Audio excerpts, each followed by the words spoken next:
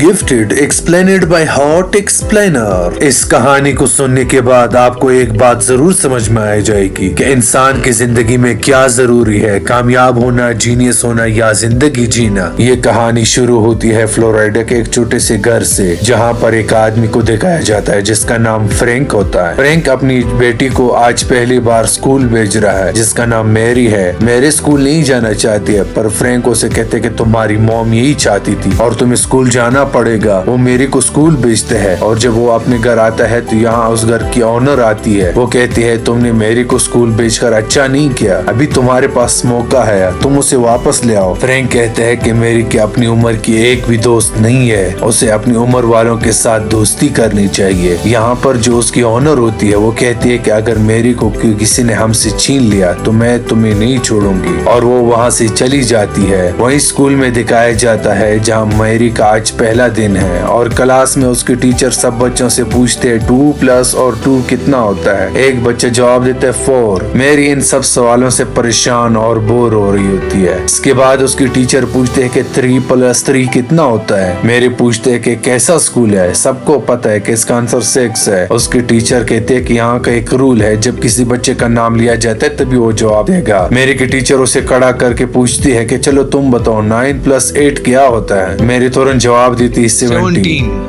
उसके टीचर कहते हैं हाँ सही है, अब ये बताओ कि 15 प्लस 17 कितना होता है। मेरे कहते हैं कि 32। उसके टीचर को लगता है ये आसान सवाल था इसलिए उसने जल्दी बता दिया। वो पूछते हैं कि फिर 57 प्लस 1 35 कितना होता है। मेरी तुरंत जवाब देती है 192। ये सुनकर उसकी टीचर को थोड़ा अजीब सा लगता है, इसलिए अब वो उससे टफ क्वेश्चन पूछती है। वो कहते हैं बताओ 57 मल्टीप्लाई 135 कितना होता है। मेरी थोड़ी देर सोचती है और जवाब देती है कि 7695। और ये जवाब सुनकर टीचर कैलकुलेटर उठाकर कैलकुलेट करते हैं तो मेरी का आंसर बिल्कुल ठीक होता है। मेरी यहाँ पर इसका स्क्वायर रूट भी बताती है। वो कहते हैं 87.7 जो कि सही आंसर होता है। मेरी की टीचर हैरान होती है कि मेरी ने किया तो किया कैसे। कुछ देर बाद मेरी की प्रिंसिपल सब बच्चों से मिलने के लिए आती है। मेरी अपने प्रिंसिपल से बोलती है कि क्या फ्रैंक को यहाँ पर बुला सकता है, क्योंकि मैं इस नर्क में एक पल भी नहीं रहना चाहती। कुछ देर बाद फ्रैंक जब मेरी को स्कूल से लेने जा रहा होते तो वहाँ पर उसकी टीचर मिस स्टीवनसन और एक और टीचर खड़ी होती है। दूसरी टीचर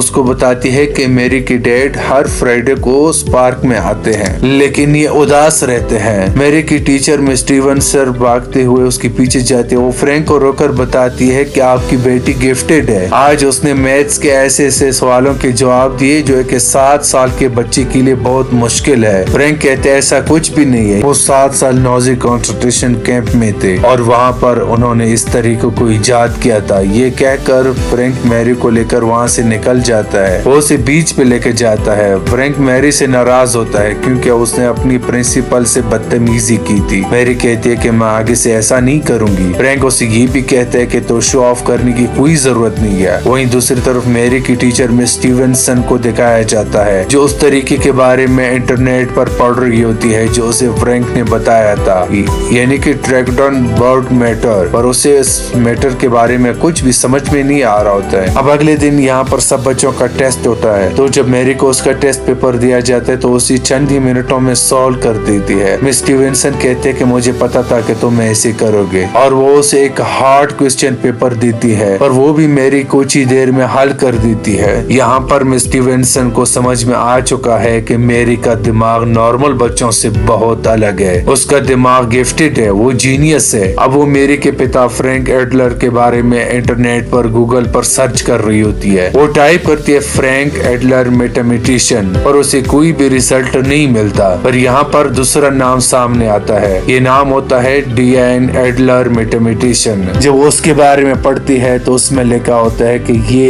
एक जीनियस थी पर इसने सुसाइड कर दी। उसकी एक बेटी भी थी जिसे अब उसका भाई भाई फ्रैंक पालता है, यानी कि मेरी फ्रैंक की बेटी नहीं बल्कि उसकी भांजी है, यानी कि वो उसकी बहन की बेटी है। मिस स्टीवेंसन ये सब जानने के बाद फ्रैंक से मिलने के लिए उस बार में जाती है जहाँ पर वो हर फ्राइडे को जाता है। ये दोनों एक साथ ड्रिंक पीते हैं और वहाँ पर फ्रैंक बताता है कि जब मेरी 6 महीने की थी तो एक रात को मेरी बहन मेरे घर पे आई। वो मुझसे कुछ बात करना चाहती थी, पर उस रात को मुझे डिनर पे जाना था। जब मैं डिनर से वापस आया तो मैंने देखा कि मेरी बहन ने सुसाइड कर दिया है। पिछले 6.5 सालों से मेरी और मैं एक साथ है। मेरी के डैड ने उसे कभी देखा भी नहीं है क्योंकि वो इंसान मेरी बहन को 1 महीने में छोड़ के चला गया था। उसमें इसको बताते हैं कि मेरी मॉम उसकी बहन को घर से निकाल दिया था जब वो प्रेग्नेंट थी, क्योंकि उसकी मॉम को उसकी बहन को लेकर कुछ और प्लान्स थे, इसलिए वो उन प्लान्स में फिट नहीं हुई। अब अगले दिन स्कूल बस में दिखाया जाता है कि मेरी की क्लास का एक बच्चा एक मॉडल एक प्रोजेक्ट बनाकर ला रहा होता है। तभी एक बड़ी क्लास का बच्चा जानबूझकर उसे गिरा देता है, उसे परेशान करने लगता है। इस बात से मेरी को गुस्सा आता है और वो भागती हुई उसकी तरफ जाती है और अपनी बुक उसकी नाक पे मार देती है। उस बच्ची की मॉम उसे स्कूल से वापस ले जाती है जिसके नाक से खून निकल रहा होता है। फ्रैंक ये देख लेता है और वो मेरी के पास जाता है, पर वो मेरी को डांटता नहीं है और प्रिंसिपल के पास जाता है। प्रिंसिपल कहते हैं कि इस बात के लिए मेरी को निकाला जा सकता है। फ्रैंक कहते हैं कि ये उसकी पहली गलती है। प्रिंसिपल वैसी भी ये लड़ाई उसने एक बच्चे को बचाने के लिए की है, वो उसको परेशान कर रहा था। यहाँ पर प्रिंसिपल कहती है कि मुझे पता चला है कि आपकी बच्ची एक्स्ट्रा ऑर्डिनरी है, वो बहुत टैलेंटेड है, उसके पास ऐसी खूबियां हैं, ऐसा दिमाग है कि हमारे स्कूल के टीचर उसको नहीं पढ़ा सकते।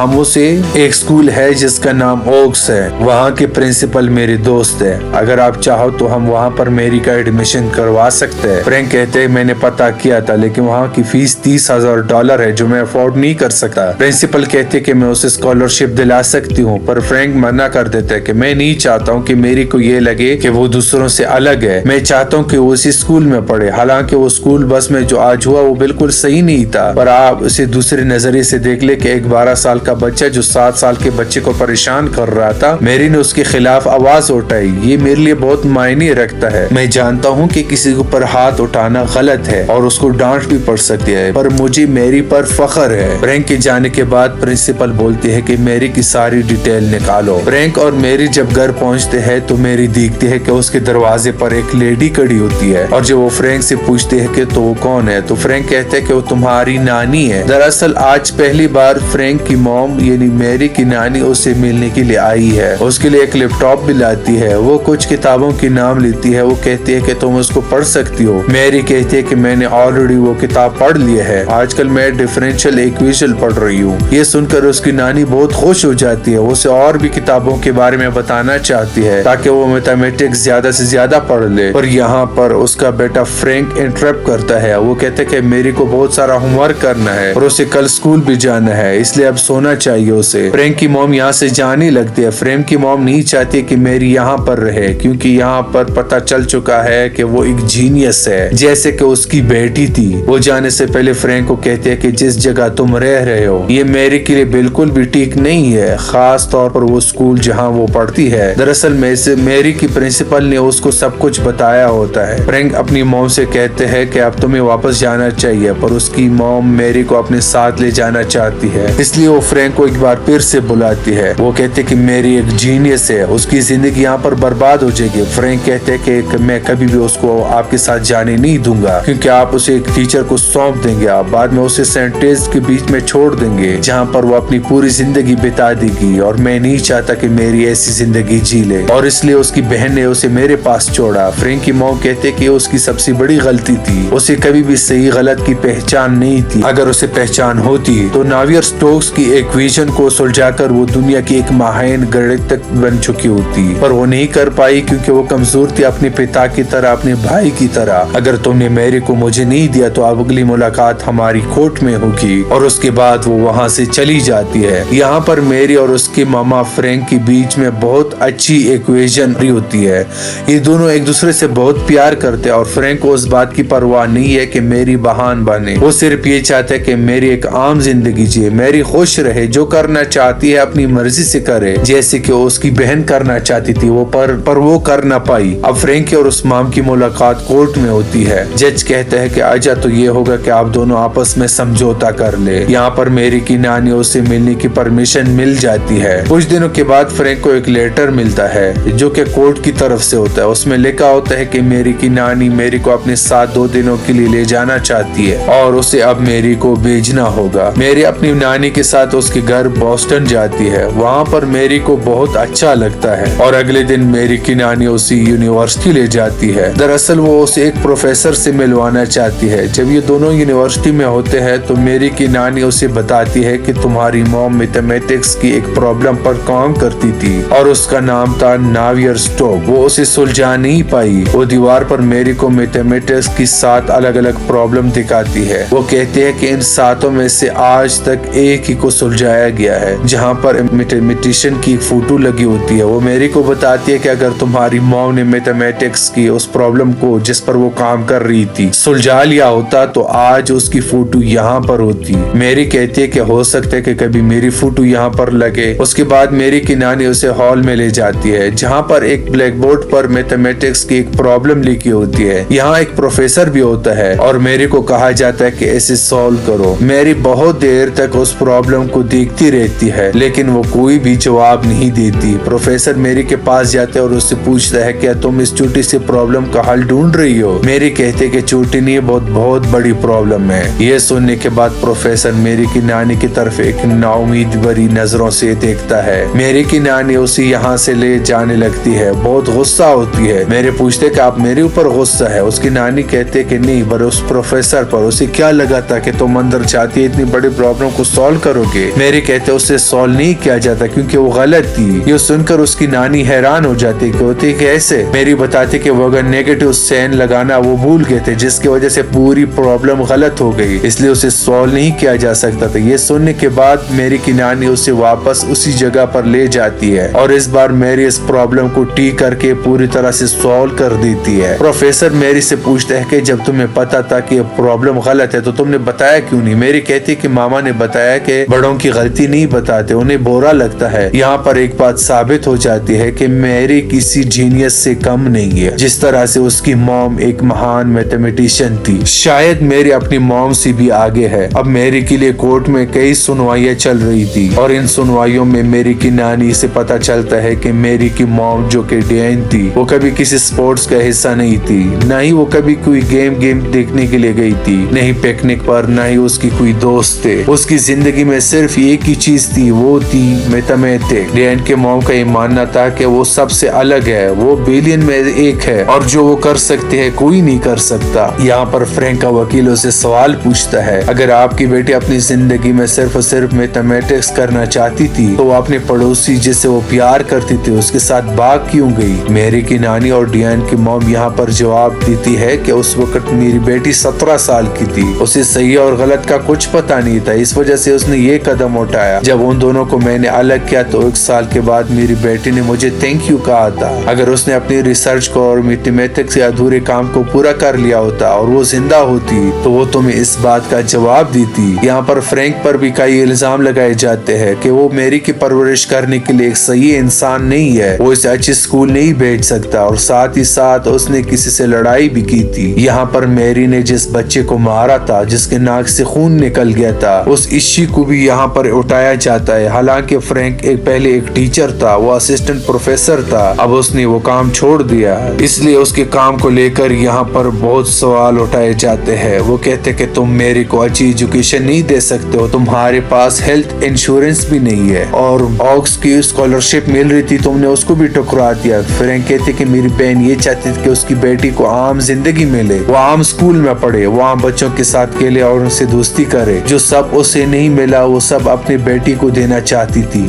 यहाँ पर मेरी का पिता भी आ जाता है और वो ये सिफारिश करता है कि मेरी को उसकी नानी को दे दिया जाए, पर उसने कभी अपनी बेटी को देखा ही नहीं था। तो कोर्ट को ये समझ में आ जाता है कि उसे मेरी की नानी ने यहाँ पर बुलाया है, इसलिए उसकी बात को कोई तवज्जो नहीं दी जाती है। हालांकि ये केस पूरी तरह से फ्रैंक के फेवर में है, लेकिन एक चीज उसकी फेवर में नहीं है और वो है उसकी फाइनेंशियल कंडीशन। हो सकता है उसकी फाइनेंशियल कंडीशन की वजह से केस उसके बख्श में न जाए और मेरी को उसकी नानी को सौंप दिया जाए। और वही मेरी की नानी को ये डर होता है कि बचपन से फ्रैंक ने मेरी को पाला है, इसलिए हो सकता है कि जज उसकी कस्टडी उसे दे दे। और फ्रैंक के वकील का कॉल आता बताता है कि तुम्हारी मॉम के वकील का कॉल आया था। उसने कहा था कोई ना हम कोई बीच का रास्ता निकाले। मैरी की कस्टडी न तुम्हारे और न तुम्हारी मॉम के पास, बल्कि उसे किसी ऐसी फैमिली को दे दिया जाए जो उसकी अच्छी खैर कर सके, जो उसे अच्छी एजुकेशन दिला सके। हालांकि फ्रैंक इस बात के लिए राजी नहीं होता है, पर उसका वकील कहता है जब मैरी 12 साल की हो जाएगी तो कोर्ट में जाकर ये कह सकते कि उसको किसके साथ रहना है, तब उसके हम किसी दूसरे परिवार को दे देते हैं। मैंने एक परिवार से बात भी की है, वो तुम्हारे घर से 25 मिनट की दूरी पर है। वहाँ पर तुम्हारी मॉम भी उससे मिल सकती है और तुम जब चाहो उसे मिलने जा सकते हो। हालांकि फ्रैंक ऐसा नहीं कर सकता, पर वकील उसे बताता है कि जो जज तुम्हारे केस का फैसला करेगा मैं उसे अच्छे से जानता हूँ। वो फैसला तुम्हारे मॉम के पक्ष में सुनाएगा क्योंकि उसके पास पैसे है, वो मैरी को अच्छी जिंदगी दे सकती है। अब फ्रैंक उस परिवार को मिलने जाता है जहाँ पर इन्हें मैरी को भेजना है। फ्रैंक को ये परिवार अच्छा लगता है। फ्रैंक उसे कहता है कि मैरी अपने साथ अपनी बिल्ली ला सकती है। दरअसल मैरी की एक बिल्ली होती है जिससे वो बहुत प्यार करती है। वो परिवार इस बात की मंजूरी दे देता है और अब कोर्ट की मंजूरी के साथ फ्रैंक मैरी को उस परिवार के पास छोड़ने के लिए जाता है। हालांकि मैरी वहाँ नहीं रहना चाहती। वो फ्रैंक से कहते तुमने मुझसे वादा किया था कि तुम हमेशा मेरे अपने पास रखोगे मुझे, पर अब फ्रैंक मजबूर है। वो मैरी को समझाने की कोशिश करता है। मैरी कोई बात नहीं सुनना चाहती। वो बहुत रोती है, बहुत चिल्लाती है कि मुझे अपने साथ ले जाओ, पर वो उसे अपने साथ नहीं ले जा सकता, इसलिए उसे वहाँ पे छोड़कर निकल जाता है। इसे बात से फ्रैंक को बहुत दुख होता है। फ्रैंक मैरी को दोबारा जाता है, पर जिसके घर में मैरी रहती थी वो कहते कि मैरी तुमसे नहीं मिलना चाहती थी, वो तुमसे नाराज है। तुम्हें भी इस बात को समझना चाहिए, तुम्हें थोड़ा वक्त देना चाहिए। फ्रैंक वहाँ से वापस चला जाता है। अब एक दिन मैरी की टीचर बेस्टी विल्सन को एक बिल्ली को एडॉप्ट करने का एक एड दिखता है और ये बिल्ली और कोई नहीं बल्कि मैरी की बिल्ली फ्रेड होती है। स्टीवनसन इस एड का फोटो खींचकर फ्रैंक को भेज देती है। फ्रैंक उस जगह जाता है जहाँ पर बिल्ली होती है। उनसे पूछते कि इस बिल्ली को यहाँ पर कौन लेके आया। वो बताते कि एक लेडी यहाँ इस बिल्ली को छोड़ने के लिए आई थी। उसने कहा था उसे बिल्लियों से एलर्जी है। यहाँ पर फ्रैंक समझ जाता है कि वो लेडी कोई और नहीं बल्कि उसकी मॉम है, क्योंकि उसकी मॉम को बिल्लियों से एलर्जी है। वो अपनी मॉम की पूरी चालाकी समझ जाता है। अब उस घर में जाता है जहाँ पर उसने मैरी को छोड़ा था। वहाँ पर वो देखता है कि इस हाउस में उसकी मॉम, मैरी और एक मैथमेटिक्स का टीचर होता है जो चारों तरफ किताबें से घेरे हुए होते हैं। वो मैरी को कहते हैं कि चलो मेरे साथ, लेकिन मैरी अपनी मामा से नाराज है। वो बाहर भाग जाती है। फ्रैंक मैरी के पीछे जाने से पहले अपनी मॉम को एक नोटबुक देता है कि आपको इसे देखना चाहिए। उसके बाद वो बाहर मैरी के पास जाता है। मैरी फ्रैंक से बहुत नाराज होती है क्योंकि फ्रैंक ने मैरी से वादा किया था कि वो उसे अपने से कभी दूर नहीं करेगा, इसलिए वो फ्रैंक को बहुत मारती है। पर फ्रैंक को उस मना लेता है और साथ ही साथ वो ये भी बताते हैं कि फ्रेड यानी तुम्हारी बिल्ली अब मेरे पास है, वो घर पे खेल रही है और तुम्हारा इंतजार कर रही है। फ्रैंक एक बार फिर से अंदर अपनी मॉम के पास आ जाता है जहाँ उसके बाद में वो नोटबुक होती है जो फ्रैंक ने उसे दी थी। उस नोटबुक में लिखा होता है कि उसकी बहन जैन ने अपनी रिसर्च को, अपनी थीसिस को पूरा कर लिया था, यानी मैथमेटिक्स की इस प्रॉब्लम को जो वो सुलझाना चाहती थी वो उसने सुलझा दी। फ्रैंक की मॉम को इस बात पर यकीन नहीं होता। वो बोलती है कि अगर डियानी ये क्या होता तो सबको बताती, दुनिया के सामने इस बात को लाती। फ्रैंक उन्हें बताते कि डियान ने मुझसे वादा लिया था कि इन नोट्स को मैं मरने के बाद पब्लिश करूं। उसकी मॉम कहती है कि उसे मरे हुए 6 साल हो चुके हैं। फ्रैंक कहता है कि वो अपनी मौत की बात नहीं कर रही हो, वो अपनी इस मसले से इतनी परेशान थी कि वो अपनी मर्जी से